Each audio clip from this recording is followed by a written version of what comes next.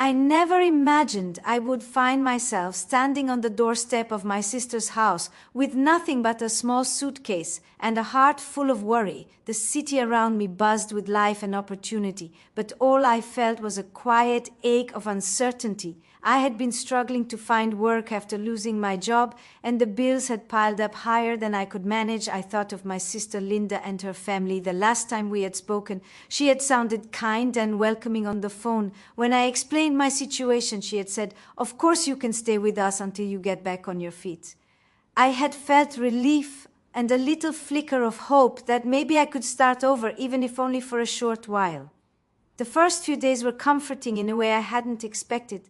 Her husband Dave greeted me warmly, and the kids, Jake and Lily, seemed curious but polite. I unpacked my small belongings into the guest room and tried to make myself as invisible as possible.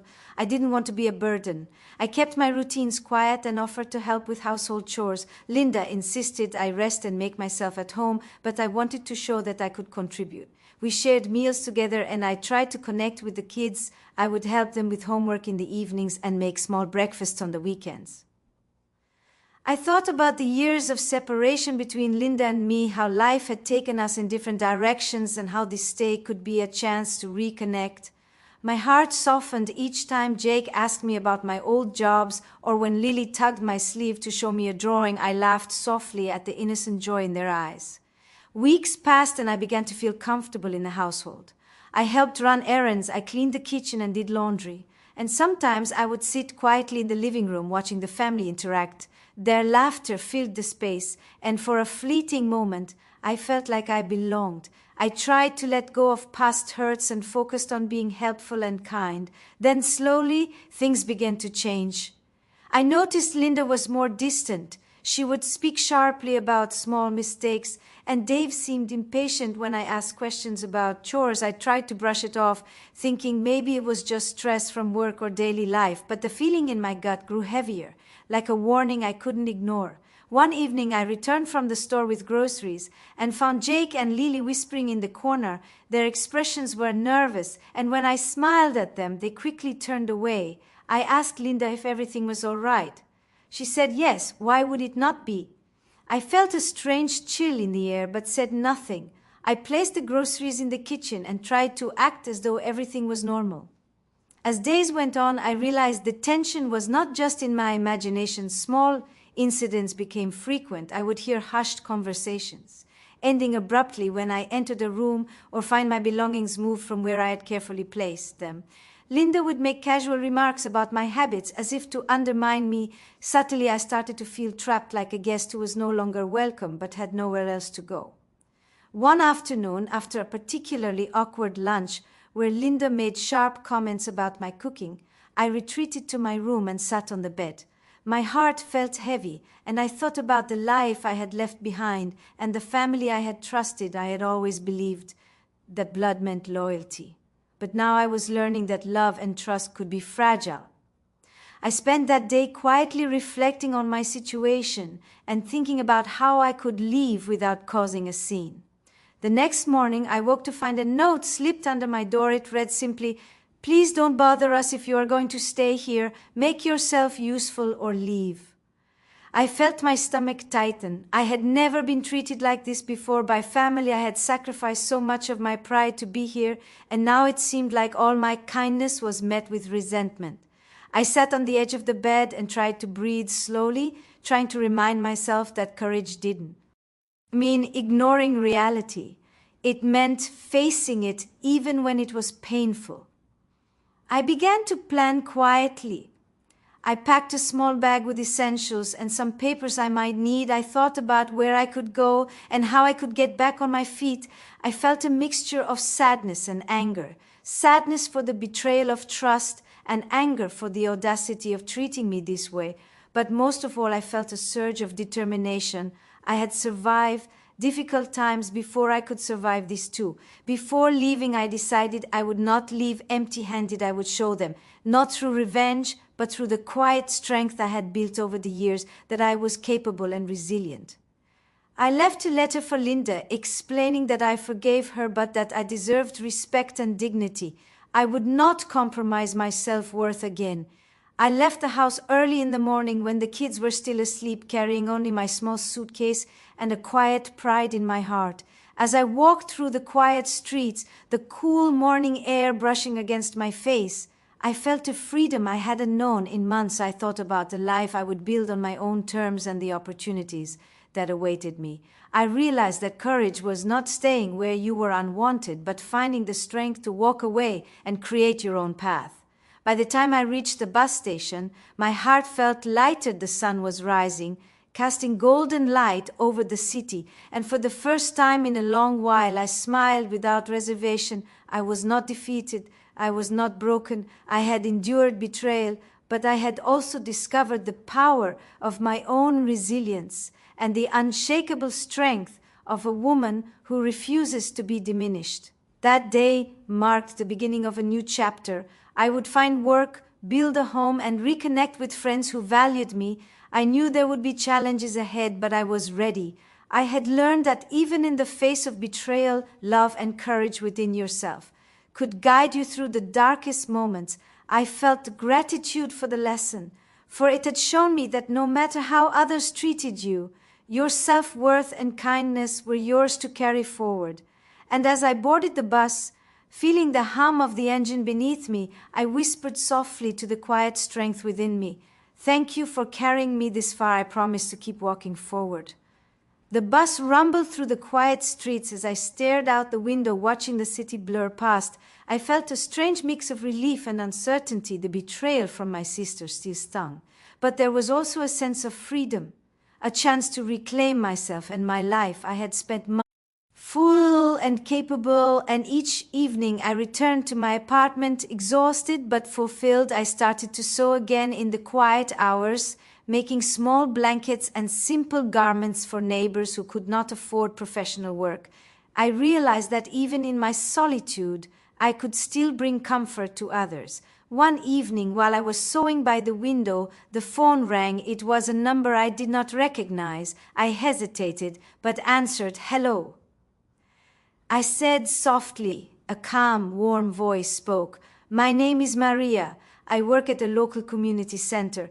We help women who are rebuilding their lives after difficulties. We heard about your work and would love for you to come by and share your skills." I paused, surprised. My work had always been quiet and unnoticed, but someone had seen it and wanted to help. I smiled softly and said I would love that. At the community center, I met women who had faced hardships, betrayals, and challenges similar to mine. They welcomed me with open arms and eager ears. I began teaching sewing and crafting classes, sharing not just techniques, but stories of resilience. I watched as their faces lit up when they completed a project, and I felt a deep, quiet satisfaction that had nothing to do with recognition from family or money from work. Through these weeks, I began to rebuild my confidence and sense of self-worth. The betrayal from my sister no longer felt like a chain around my neck, but a lesson in discernment. I understood now that people could disappoint, even family, but that did not diminish my value. I had discovered that kindness and courage were not dependent on others' approval, but on the way I chose to carry myself even in difficult circumstances. Then one afternoon, while leaving the center, I ran into an old friend named Denise. She had known me years ago when I lived in a different part of town. We hugged and laughed, and soon she was asking about my life. I shared carefully what had happened with my sister and how I was rebuilding. She listened without judgment and said, "Margaret, you've always had strength in you. I don't know why it took others so long to see it, but I'm glad you are reclaiming your life." I felt warmth in my chest at her words, and a reminder that chosen family could be just as meaningful as blood relations. As the months went by, the small projects I made began to gain attention at the community center. Some neighbors asked for custom blankets or simple clothing, and I helped quietly. I saved a little money and started thinking about long-term plans. My heart felt lighter and my spirit stronger. Each night I would sit by the window sewing, reflecting on the courage it took to leave a home where I was not wanted and to start again with nothing but determination. Occasionally I would think about Linda and Dave and the kids. I wondered if they realized the strength they had underestimated. I did not feel anger anymore, only a quiet pride that I had chosen myself over bitterness and betrayal. I knew that one day, when I was fully ready, I could face them with dignity, but for now, my focus was on building a life where I was seen, respected, and valued. One evening, as I prepared to leave the fabric store, the manager called me aside. She said, "Margaret, there's a small article being written about community members who are quietly making a difference. Would you like to be featured?" I felt my heart skip a beat. I hesitated briefly, then nodded. "Yes," I said softly. "I suppose it could be good to inspire others. I never wanted attention, but maybe my story could give someone courage." The article came out the next week. My photograph, small but warm, accompanied a story about quiet acts of bravery, helping others, and rebuilding life after hardship. When my phone rang later that evening, I was surprised to hear the familiar voice of Sarah. She said, "Mom, I saw you in the paper. I didn't know you were doing so much. You've always been brave, and I need to apologize for not seeing it sooner." I felt tears prick my eyes. I whispered softly, "I forgive you, love, and I'm proud of you." She cried softly on the line and said, "I never realized how much you've done." That night I sat by my window, reflecting on the twists of life and the unexpected ways courage and kindness are recognized. I realized that betrayal, while painful, had pushed me to discover a strength I didn't fully know I possessed. It had forced me to rebuild, to find community, and to reconnect with my own self-worth. And in the quiet of my apartment, with the city lights twinkling in the distance, I whispered to myself, "Thank you for keeping me strong. Thank you for showing me that even in betrayal, hope, love, and resilience can bloom again." Days turned into weeks, and I began to settle into a rhythm. I woke early each morning, brewed my coffee, and took a few moments to sit quietly by the window, watching the sunrise over the city. The streets below were slowly waking, and I felt a strange peace, knowing that for the first time in months I was building a life entirely my own.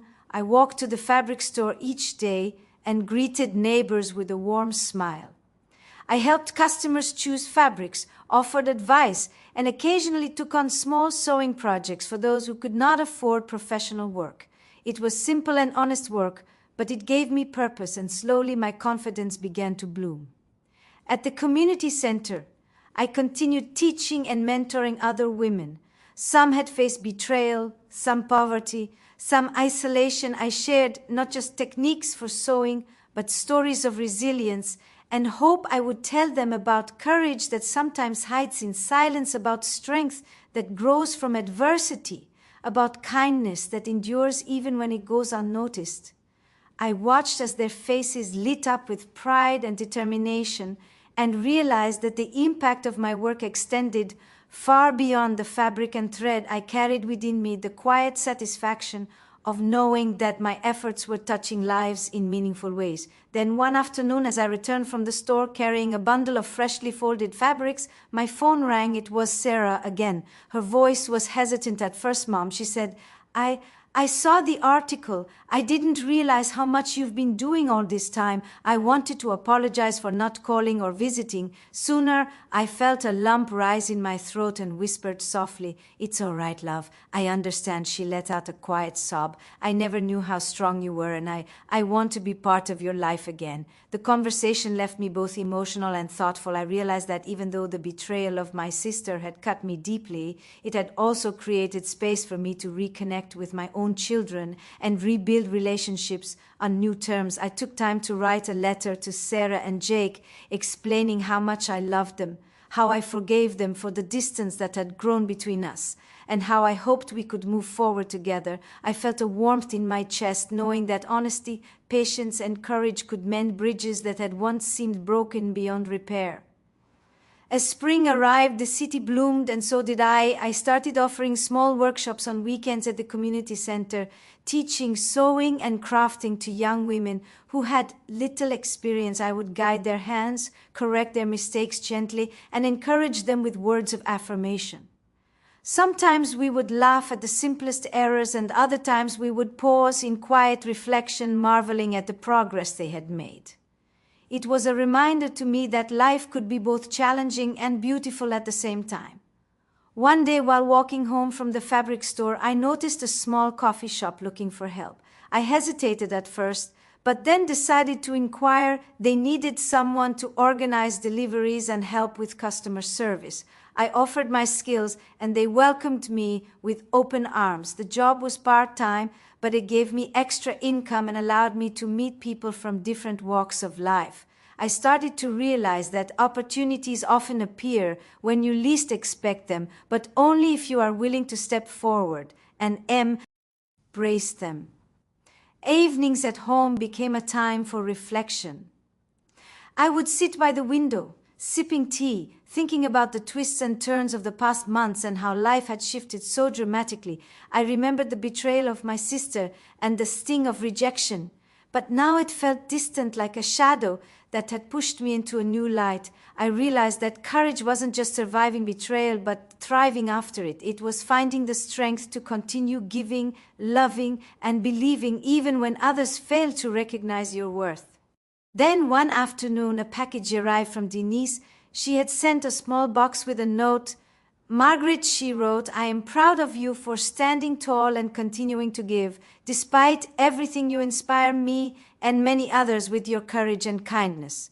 I opened the box to find sewing supplies, a small journal, and a beautiful pen. I felt tears sting my eyes as I held them close. The simple gesture reminded me that support and love could come from unexpected places and that human kindness often blossoms where it is nurtured. That evening I called Sarah and Jake again. We spoke for hours, laughing softly and sharing stories of our days. I told them about the women at the community center, the clients at the fabric store, and the little projects I had taken on. I could hear pride and admiration in their voices and realized that even if blood relations falter, love can still grow when nurtured with patience and courage.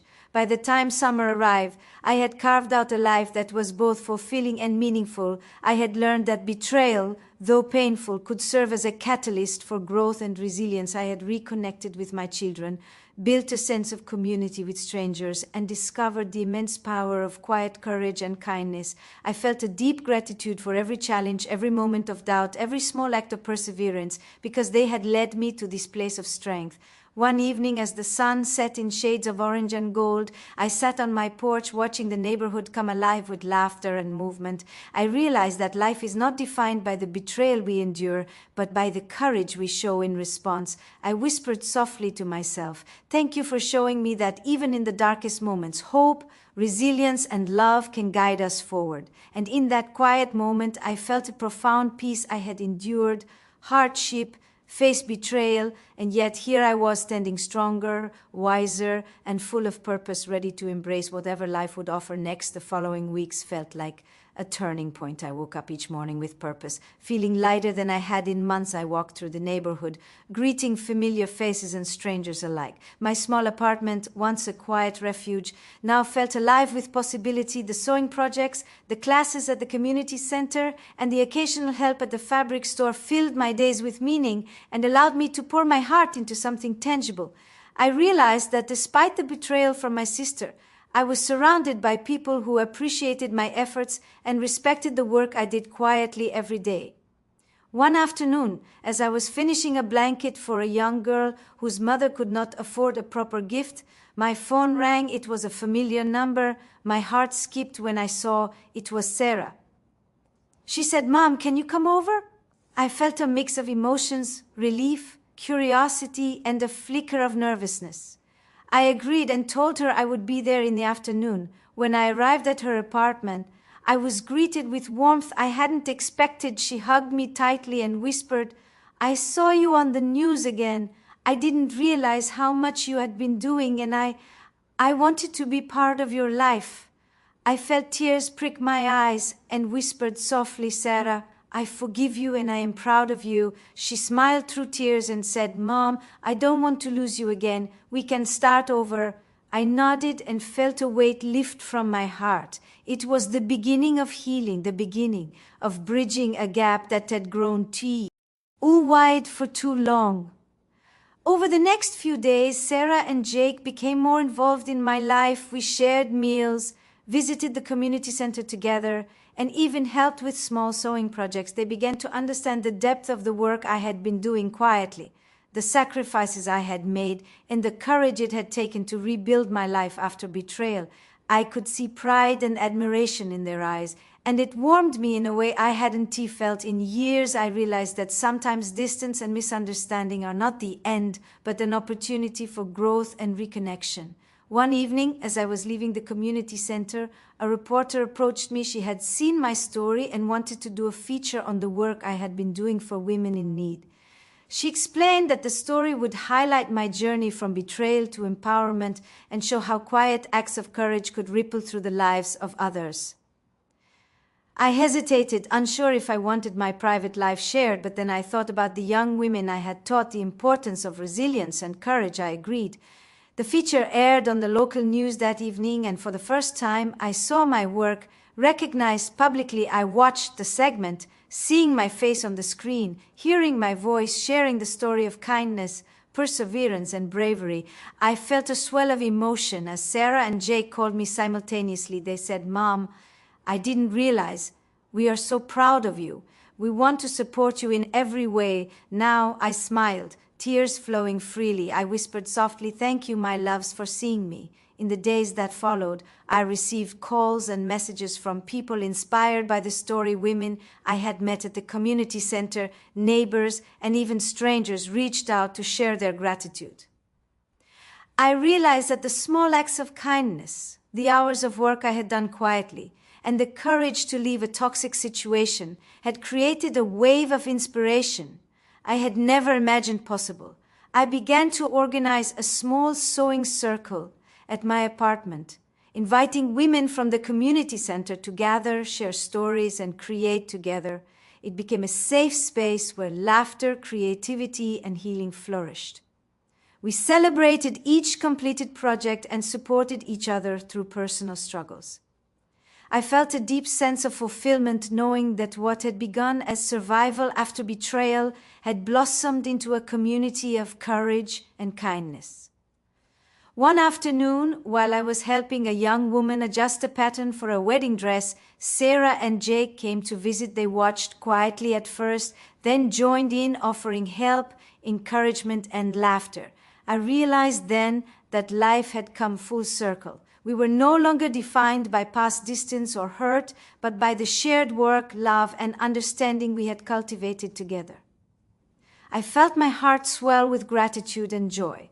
That evening, as we sat together on my small balcony watching the city lights shimmer, Sarah said, "Mom, you've taught me so much about strength and kindness. I promise to carry that forward."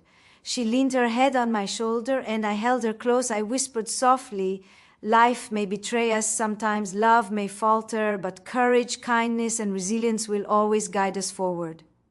She smiled and said, "I understand now, Mom, more than ever." I realized then that betrayal, while painful, had been a catalyst. It had forced me to step into my own strength, to discover the depth of my resilience, and to rebuild a life full of love and purpose. I had gained more than I had lost through patience, courage, and unwavering dedication to kindness. And as night fell and the city hummed softly below, I sat quietly reflecting on the journey that had brought me here. I had faced betrayal, loneliness, and doubt, but I had emerged stronger, surrounded by love, recognition, and a renewed sense of self.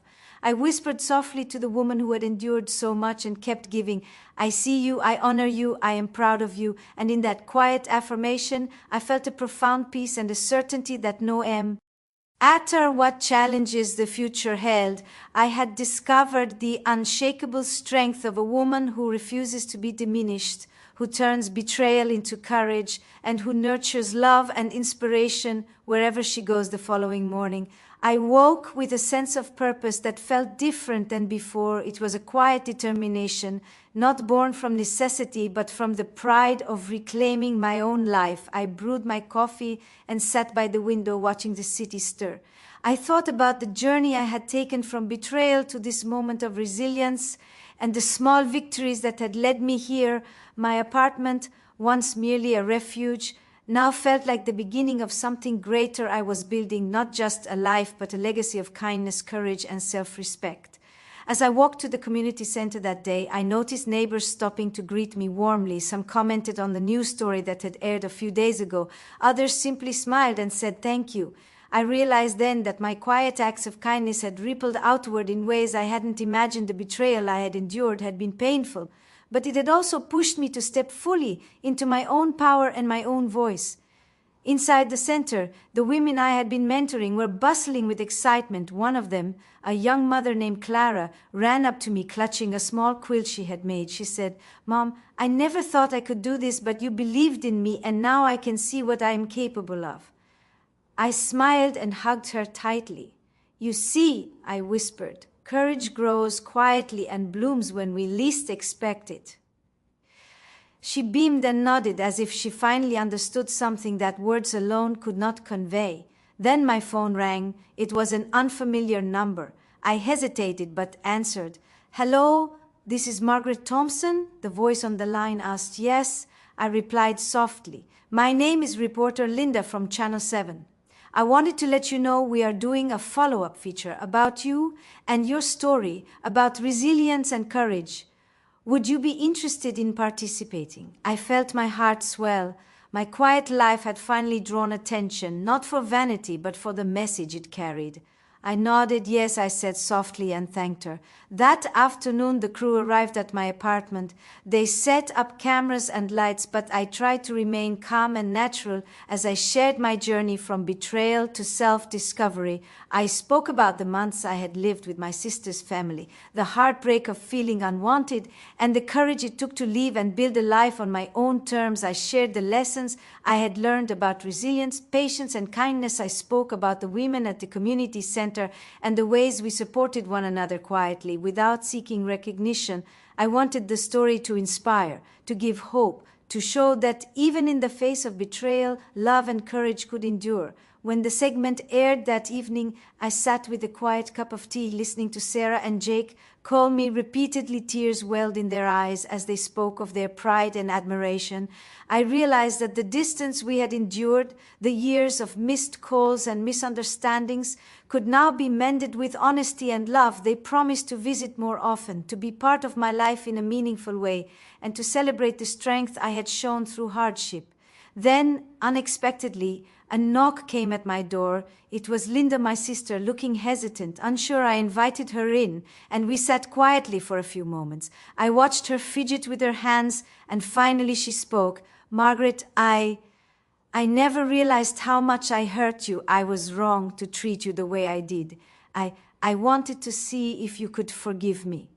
I felt a surge of emotion, remembering the months of pain and betrayal, but also the growth and courage that had brought me here. I reached out and held her hand softly. I said, "Linda, I forgive you. I am proud of the woman I have become, and I hope we can rebuild our relationship." She nodded slowly, tears streaming down her cheeks. "I want that too," she whispered softly. Over the next few hours, we talked openly about everything that had happened, the misunderstandings, the resentment, the unspoken expectations. They listened and I spoke, not with anger, but with honesty and patience. I realized then that reconciliation is not about forgetting the past, but acknowledging it and choosing to move forward with love, and understanding the walls that had separated us for months began to crumble, and in their place grew a fragile but genuine bridge. As evening approached, Sarah and Jake came over along with Linda and Dave. The children, Jake and Lily, were shy at first, but then they ran to hug me, and I felt a warmth and completeness I hadn't known in months. It was not perfect, not entirely seamless, but it was real, and it was a start. The house that had once felt like a place of betrayal now held the beginnings of connection, understanding, and hope. Later that night, I returned to my apartment and sat by the window watching the city lights twinkle. I reflected on the journey I had undertaken, the courage it had taken to leave, the strength it had taken to rebuild, and the love that had returned to me in ways I had never anticipated. I realized that life would always have challenges, betrayals, and heartbreaks, but it also held opportunities for resilience, reconciliation, and inspiration. and in the quiet glow of the evening, I whispered softly to myself, "Thank you for carrying me through the pain. Thank you for giving me courage, patience, and heart. And thank you for showing me that even in betrayal, there is a path to love, to strength, and to joy." And in that moment, I felt fully alive, fully seen, and fully empowered, knowing that my life, built on kindness, courage, and perseverance, had created ripples that would touch lives far beyond what I could imagine. The following morning, I woke with a quiet sense of peace that I had not felt in years. The city outside my window was alive with the sounds of life, but inside me, there was a calm, steady certainty. I had made it through months of betrayal, doubt, and isolation, and now I was stepping into a life that reflected my courage and resilience. I brewed my coffee and sat quietly thinking about how far I had come from standing on my sister's doorstep with nothing but a small suitcase and hope to creating a home, a community, and a life filled with purpose. I realized that every hardship, every tear, and every lonely night had led me to this moment of empowerment. I spent the morning at the community center teaching my regular sewing class. The women I had met months ago were now thriving, confident, and eager to share their own stories of perseverance. Some had found jobs, others were rebuilding relationships with their families, and all of them carried with them a quiet strength that had been nurtured by patience, guidance, and encouragement. I watched them laugh and work together, and I felt an immense pride knowing that my journey had helped spark their courage. After class, I returned to my apartment to find Sarah and Jake waiting. They had cooked a small meal and brought flowers. They hugged me tightly and said, "Mom, we are so proud of you." I smiled softly, tears running down my cheeks. It felt like a lifetime of unspoken love was pouring into that moment. I realized then that forgiveness and understanding could grow even from the deepest wounds, and that courage and kindness had the power to rebuild even the most fractured relationships. Later in the afternoon, Linda came by. I invited her in, and we sat together talking about the past, the mistakes, and the lessons learned. She apologized again for the betrayal and hurt she had caused, and I reassured her that the experience had strengthened me rather than broken me. We laughed softly and shared memories from our childhood, and I realized that while some bonds can be tested, true love and understanding can survive when nurtured with honesty and compassion. That evening, the reporter who had featured me on the news returned. She told me that the story had ouched countless people, inspired women who had faced betrayal, and reminded families of the power of courage, resilience, and kindness. I felt a mixture of humility and gratitude. I never sought recognition, but now I saw that my quiet actions had rippled farther than I could have imagined. I realized that sometimes the smallest acts of bravery can create waves of change and hope. As night fell, I sat on my balcony watching the city lights flicker like distant stars. The air was cool and still, and I felt the weight of the past months lift fully from my shoulders. I thought about the journey I had taken, the betrayal of my sister, the distance from my children, the lonely nights, and the quiet victories that had followed. I understood now that true courage was not the absence of fear or hurt, but the choice to continue giving, loving, and living fully despite them. Sarah and Jake joined me on the balcony. We sat together in comfortable silence. Watching the world below, they spoke softly of plans for visits, shared meals, and helping me with community projects. I listened, feeling my heart expand with gratitude and love. I realized that while betrayal had once threatened to define my life, it had ultimately been the catalyst for self-discovery, resilience, and the rekindling of relationships that truly mattered. In the days that followed, I continued to build my life with intention. I expanded my sewing workshops, helped more women at the community center, and connected with people who valued my guidance and support. I also nurtured my renewed relationships with my children and my sister, knowing that trust and understanding take time but are infinitely rewarding. One afternoon, while delivering a completed quilt to a young family, I paused and reflected on the lessons I had learned. The betrayal I endured had shown me the strength I carried within, the resilience of the human spirit, and the importance of patience, kindness, and forgiveness. I realized that life does not give us smooth paths, but it offers opportunities for growth, courage, and love, even in the most unexpected places. That night, I returned home, sat quietly in my favorite chair, and whispered softly to myself, "Thank you for carrying me through every storm.